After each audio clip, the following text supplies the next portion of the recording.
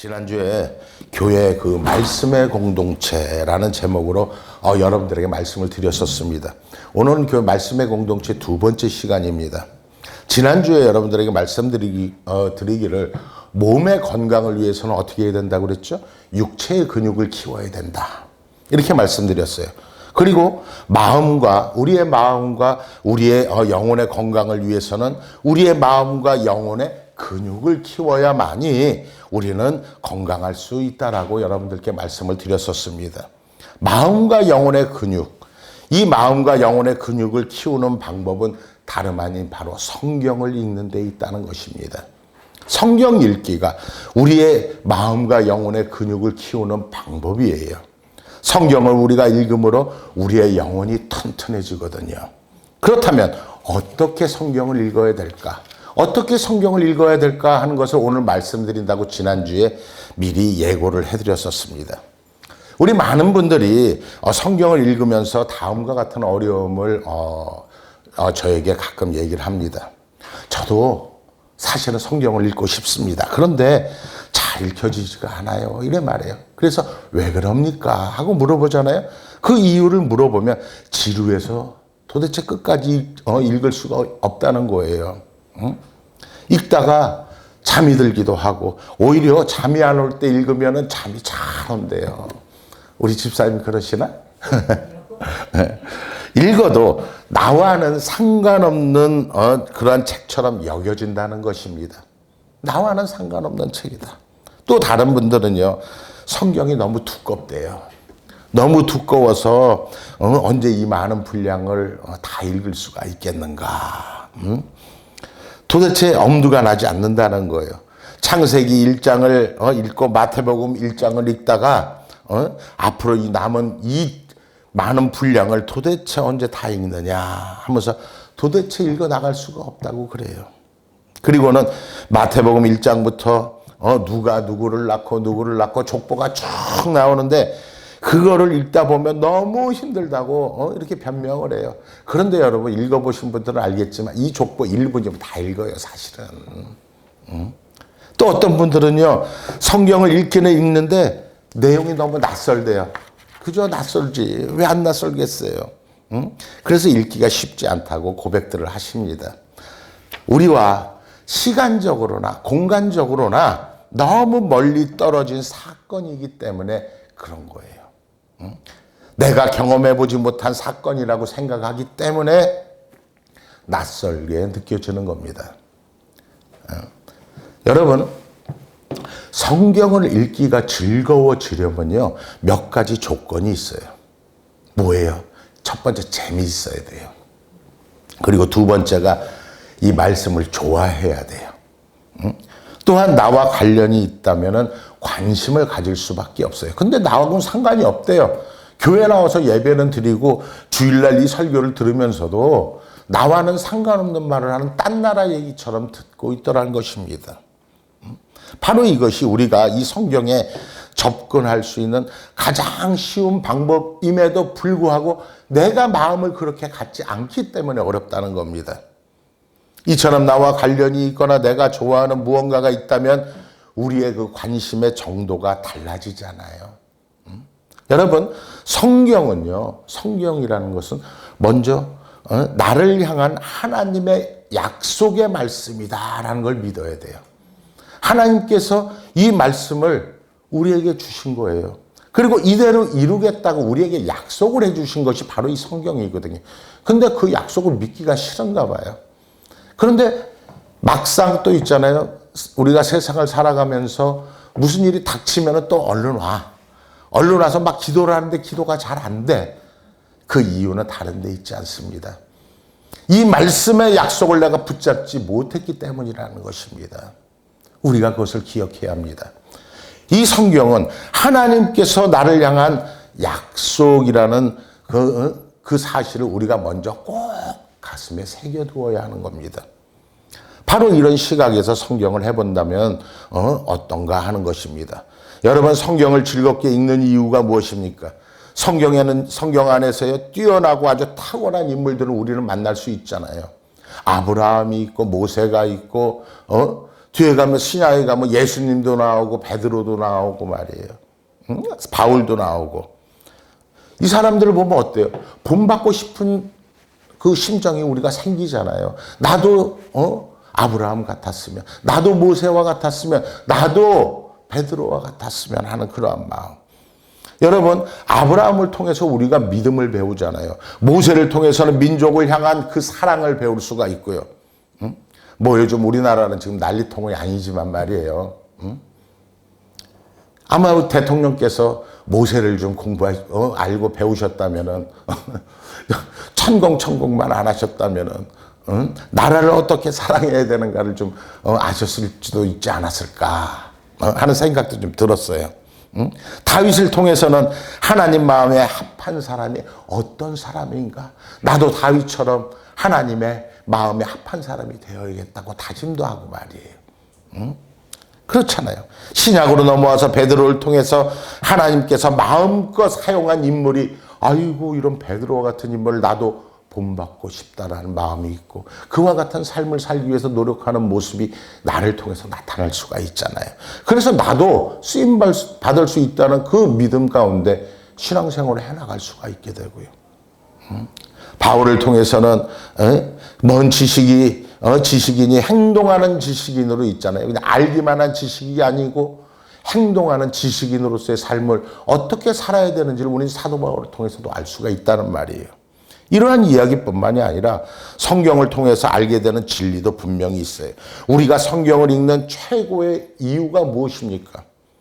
누구보다 매력적이고 지혜와 총명이 가득하신 분이잖아요.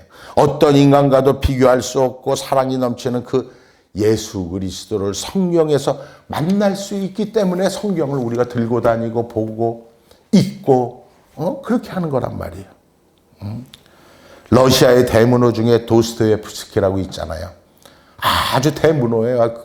그 러시아에 가면요 이 사람을 모르는 사람이 없대요. 독일에 가면 괴테가 있듯이 러시아가 가면은 도스토옙스키라는 사람이 있어요.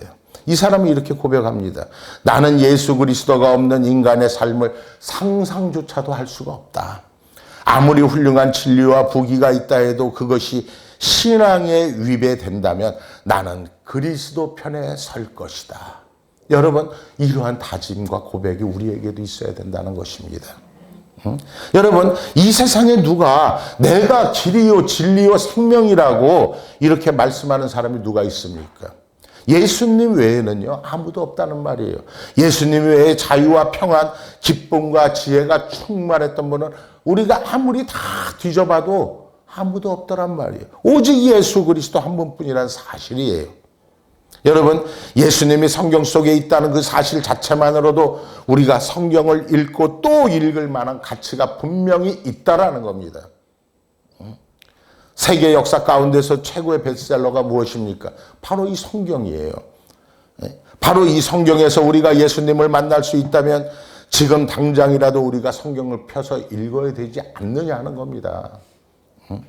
더욱이 여러분, 이 성경은요 나 자신과도 직접적으로 관련이 있는 말씀이에요. 나와 상관없는 말씀이 이곳에 있는 것이 아니라 하나님께서 이 말씀을 통해서 나에게 이렇게 이루어 주겠다고 하시는 이 약속이 이 안에 모두 들어있다는 사실입니다.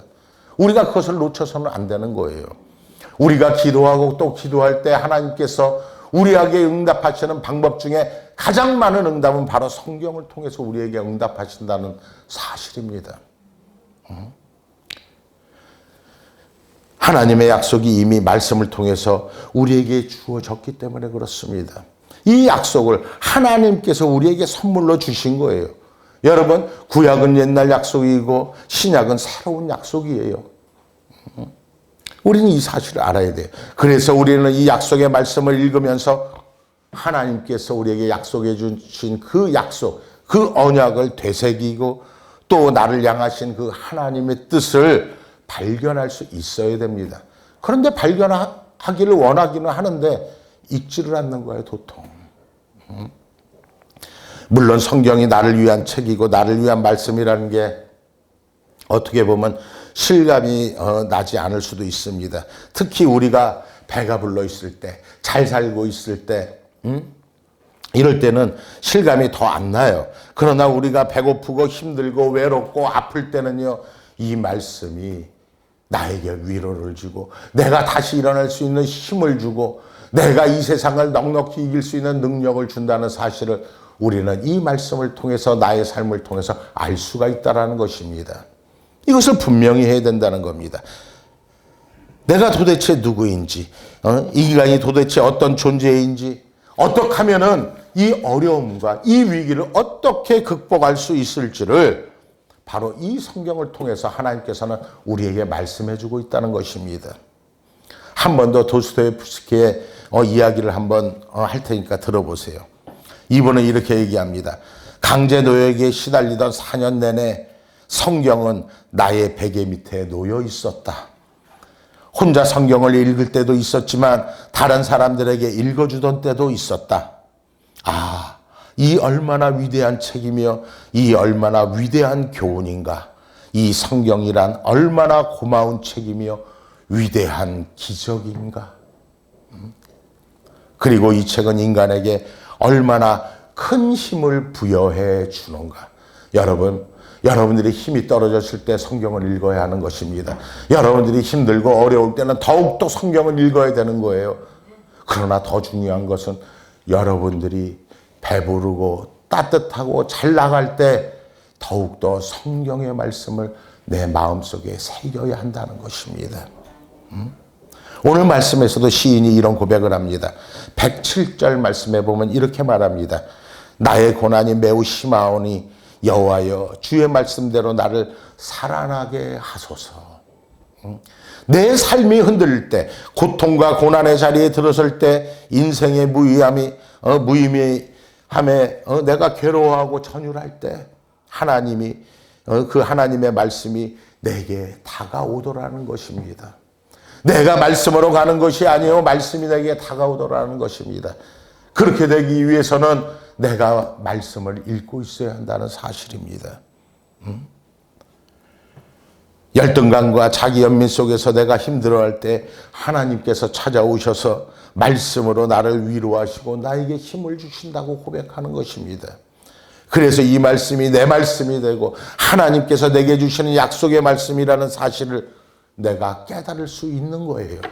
여러분 이 성경의 말씀이 모두 여러분들의 것이 되기를 주의 이름으로 축원합니다. 그것은 성경을 읽을 때만이 가능한 거예요. 우리 권사님한테만 주시는 말씀이 아니에요. 그러나 여러분 같은 말씀이 주어질 때도 권사님한테 주어질 때도 집사님한테 주어질 때도 우리 자매님에게 주어질 때도 제게 주어질 때도 다 아무리 같은 말씀이 주어질 때도 다르게 우리 안에서 역사한다는 사실을 잊지 않는 여러분들 되기를 원합니다. 그것이 이 말씀의 능력이에요. 말씀만이 우리가 세상을 이길 수 있는 힘의 원천임을 우리가 기억해야 한다는 것입니다. 내가 죽기 살기로 기도한다고 해서 기도만 한다고 여러분 그 기도의 응답이 있을 것 같습니까? 아니요. 말씀과 함께 같이 가야 되는 거예요. 말씀은 한쪽으로 밀어놓고 성령 하는 사람, 이 사람 미친 사람이에요. 말씀과 성령은 같이 가는 겁니다. 말씀과 성령이 같이 갈 때 그것은 능력으로 나타나서 내게 역사한다는 사실을 우리가 절대로 잊어서는 안 된다는 것입니다. 그것을 우리는 깨달아야 되는 거예요. 여러분, 우리가 성경을 읽을 때 위로함을 얻을 수 있는 것입니다. 성경이 모든 인간의 제도와 인물을 비판하는 그러한 기준과 척도가 되는 까닭이기 때문에 그래요. 그러한 힘이 바로 성경에 있는 거예요. 우리가 성경을 읽으면요, 예리한 관찰력으로 사물을 관찰할 수도 있습니다. 그들을 분석할 수도 있습니다. 사람 또한 현재의 나의 사정도 분석할 수가 있는 거예요. 열린 눈으로 모든 것을 꿰뚫을 수 있는 그 능력과 은혜가 내가 성경의 말씀을 읽을 때 나타나더라는 것입니다. 그리고 내가 세상의 말이든 어떤 말씀이든 하나님의 말씀이든 내가 트임기로 들을 수도 있는 거예요. 그래서 마음의 감각으로 내가 느끼고 가슴으로 수용하는 그러한 능력도 얻을 수 있음을 우리가 꼭 알아야 한다는 것입니다. 그러니 성경을 읽는다는 것이 얼마나 중요한 것인지를 우리가 꼭 알아야 한다는 것입니다. 이러한 능력을 통해서 세상에 알려진 그러한 객관적인 것들을 내 것으로 받아들일 수 있게 되는 거예요. 그래서 보다 지혜롭고 개방적이고 그러한 태도로 내가 세상에서 삶을 살아갈 수가 있는 것입니다. 때문에 성경 읽기는 우리의 삶과 우리의 신앙에 매우 매우 중요한 사실인 거예요. 또 너무너무 중요한 요소이기도 한 것입니다. 또한 성경 속 내용이요 2000년 전 팔레스타인에서 일어난 사건임에도 불구하고 오늘 내게 주어진 사건으로 내가 받아들이게 되잖아요. 그럼 성경이 우리 속에 들어오는 거예요. 우리 속에 들어와서 역사하기 시작하는 거예요. 특별히 성경은 세 가지 기능을 하면서 우리의 삶을 이끌어 갑니다. 첫 번째는 거울입니다. 성경은 거울의 역할을 합니다. 성경을 통해서 내 모습을 비춰볼 수 있기 때문에 그래요. 여러분, 아담과 하와의 죄 속에 나의 죄도 있는 거예요. 아브라함의 믿음 속에요. 또 내 믿음 또한 있는 거예요. 야곱의 그 간사함 속에 내 간사함이 있고요. 모세의 그 민족을 향한 그 헌신 속에 나라를 향한 나의 헌신 또한 함께 있는 겁니다. 베드로가 여러분 이 베드로의 평범한 모습 속에요. 나의 평범함도 있고 사도 바울의 그 열정적인 있잖아요. 그 사역 속에 그 열정이 나를 통해서 사역의 길로 이끌어서 나를 열정적인 사역의 길로 이끌어주기도 하는 겁니다. 그래서 우리는 성경을 읽으면서 나 자신을 반성하게 되고 회개도 할 수 있는 거예요. 내가 기도할 때 회개하지 않는 기도는 응답이 없는 거예요. 왜요? 회개하는 자는 아무리 성경을 읽고 또 읽어도 나 자신을 발견할 수가 없기 때문에 그래요. 동시에 우리가 성경을 읽으면서 또 하나 얻을 수 있는 것은 우리에게 소망이 생긴다는 겁니다. 소망을 품을 수 있는 능력이 생기더라는 것입니다. 그리고 소망을 품게 되면 나도 내가 하기 싫어도 주 앞에 나와서 기도할 수 있다는 사실입니다. 나라는 좁은 자아를 벗어나서 하나님의 그 넓은 우주 같은 세계, 그 하나님의 세계에 나를 집어넣는 거예요. 그래서 나를 만드신 그 하나님께 예배를 드리고 내가 하나님께 예배드리며 찬양할 수 있는 것입니다. 여러분들이 오늘 찬양하며 예배하며 기도하는 것과 같이 말이에요. 그리고 두 번째로 성경은요, 렌즈 또는 창문과도 같다고 할 수 있습니다. 여러분, 어떤 렌즈를 끼냐에 따라서 세상이 달라 보이잖아요. 내가 안경을 오목 렌즈로 꼈을 때, 또 볼록 렌즈로 꼈을 때 세상은 전혀 다르게 보이잖아요. 그런 것과 마찬가지예요. 내가 어떤 렌즈를 끼느냐에 따라 가지고 세상은 완전히 다른 모습으로 나타나더라는 것입니다. 우리는 그것을 알잖아요. 알면서도 우리가 적용을 하지 못하는 거예요. 이처럼 여러분 성경이라는 렌즈를 통해서 이 성경을 통해서 세상을 보게 되면요. 세상을 바라보는 그 관점이 그때부터 달라지게 되는 거예요. 사물과 사건도 모두 다르게 해석이 돼요. 어떤 모습으로요? 하나님의 관점에서 보게 되더라는 것입니다. 이것이 바로 성경적인 세계관이에요. 하나님의 말씀이 우리의 렌즈가 되고 창이 되는 것.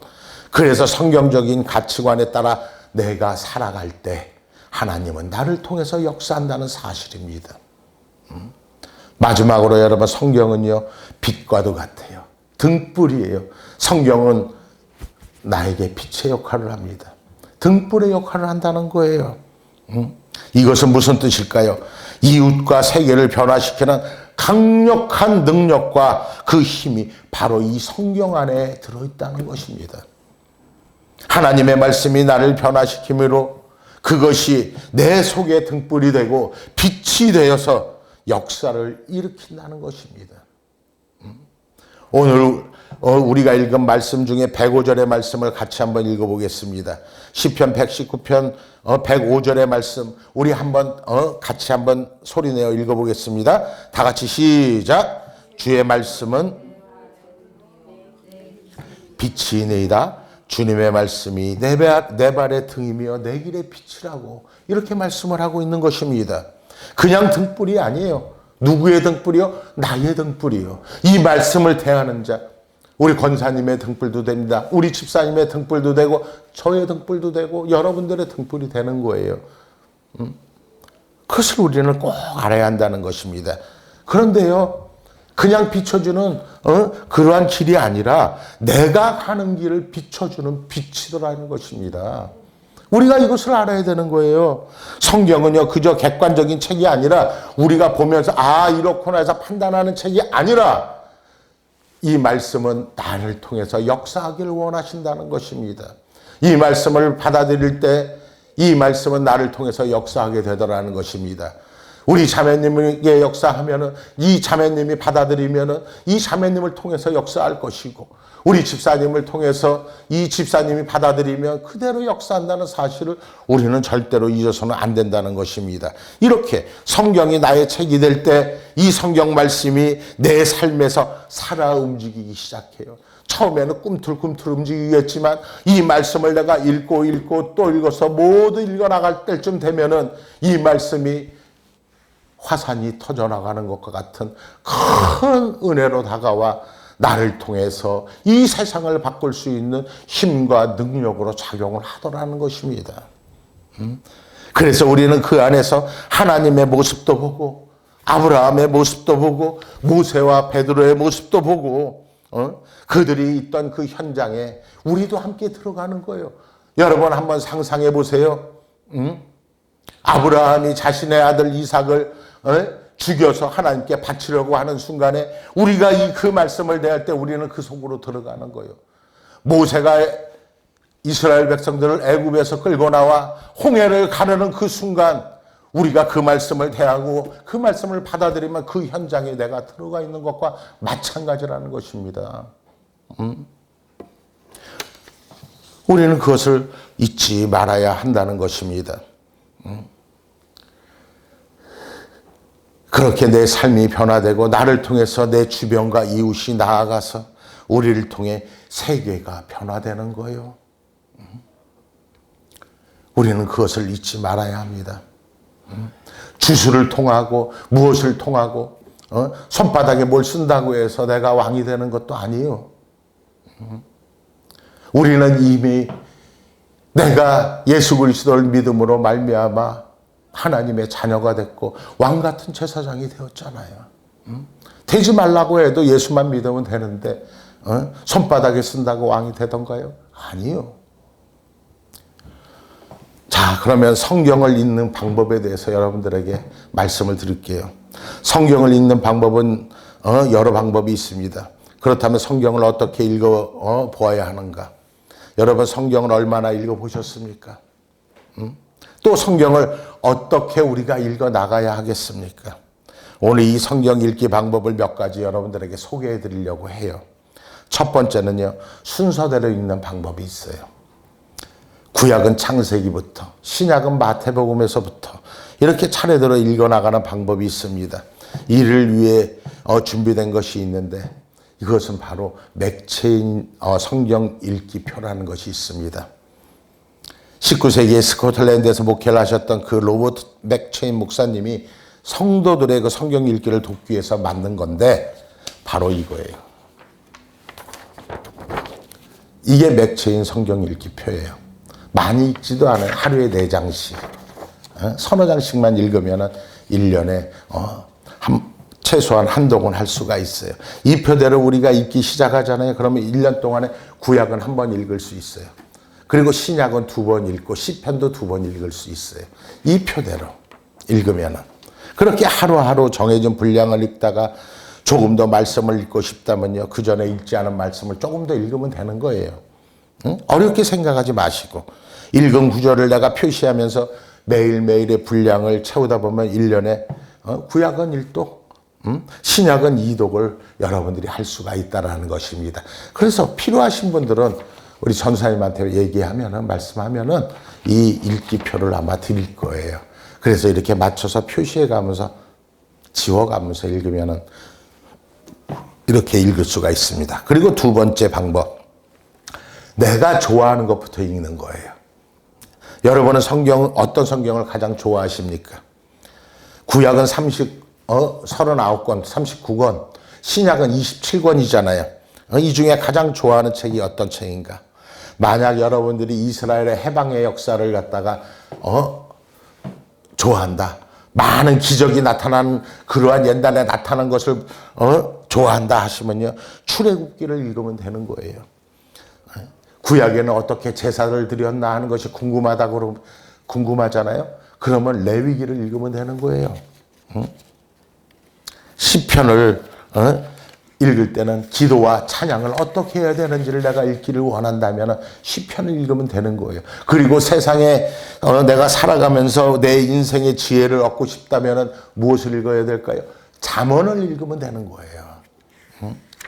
또 인생이 왜 이렇게 무의미하지?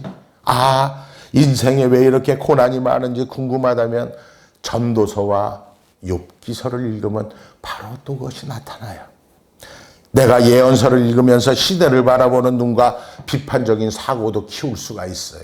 그리고 하나님께서 이 세상에 말씀하시는 그 말씀을 내가 직접 들을 수도 있게 돼요. 신약에 와서는요, 예수님의 삶을 조명하는 책 중에서 가장 짧은 책이 마가복음이에요. 그래서 마가복음부터 읽어도 돼요. 장수로 있잖아요. 몇 장 하는 그 장수가 제일 긴 데는 마태복음이고, 예수님의 인간적인 면모를 깊이 살펴볼 수 있는 그 예수님의 면모를 살펴보기 위해서는 누가복음을 우리가 읽으면 돼요. 또 하나님의 아들로서의 그 예수님의 영광스러운 모습을 잘 들여다볼 수 있는 책은 바로 요한복음이에요. 또 초대교회의 그 순환과 어려움과 그 영광을 살펴보고자 한다면 사도행전을 읽으면 될 것이고, 로마 세계에서 복음을 전했던 사도 바울의 모습이 궁금하다면 로마서와 그 사도 바울이 썼던 사도 바울의 편지 바울서신을 읽으면 바로 그러한 모습들이 나타날 것입니다. 그리고 위기 속에서 믿음을 지킨 사람들이 보고 싶잖아요. 나의 믿음을 다시 한번 점검하고 싶으면 히브리서를 읽으면 되는 거예요. 또 우리의 인생의 종말이 궁금하다 생각이 드시면은요, 요한계시록을 읽으면 되는 거예요. 이렇게 내가 어떤 책을 읽고 싶은지, 어떤 부분에 관심을 갖고 있는지 선택해서 성경을 읽어나가는 방법 또한 있다라는 것입니다. 꼭 창세기부터 시작해서 읽고 마태복음에서부터 시작해서 꼭 그렇게 읽지 않아도 된다는 것입니다. 제일 짧은 성경을 읽고 싶잖아요. 그러면 신약 성경에 있는 빌레몬서를 읽으면 돼요. 그거는 바로 그냥 한 페이지로 끝나요. 이렇게. 그러면 최소한 성경 하나는 읽은 거잖아요. 한 서는 빌레몬서. 그렇게 한 책을 읽었다는 자부심을 내가 가질 수도 있는 거고, 어떤 분은요 구약 39권을 통째로 외웠다는 분도 계시잖아요.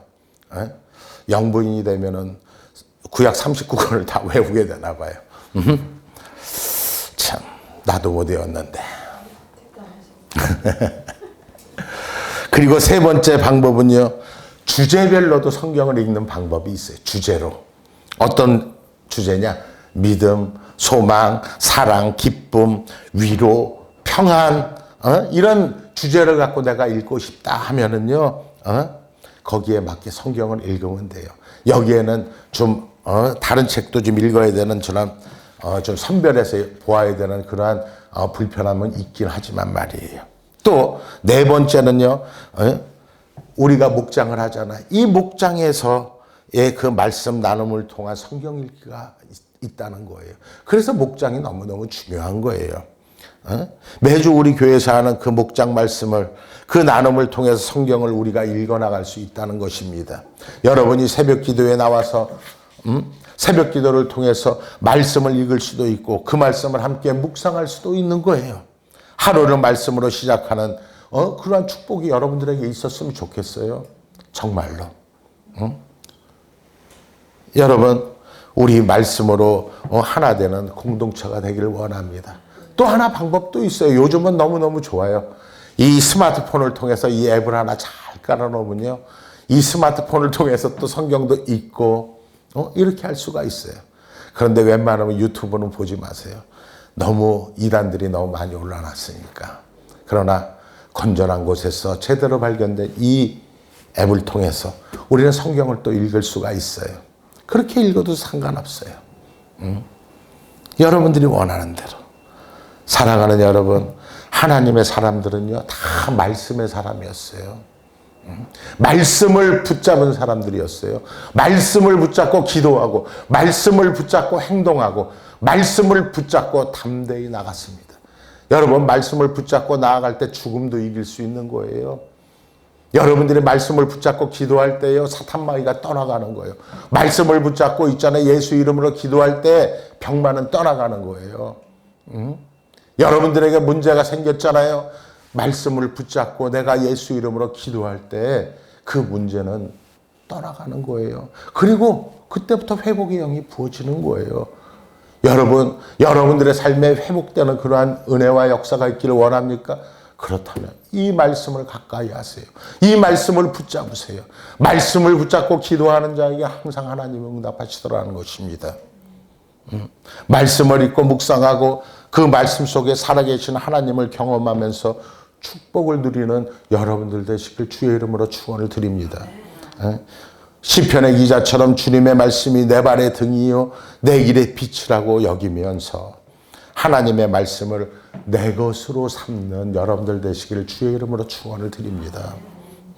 그런 사람들 속에서 하나님의 말씀도 살아 움직여서 여러분을 통해 역사한다는 것입니다. 우리가 여러분 연애할 때 주고받은 그 편지들 옛날에 있었잖아요.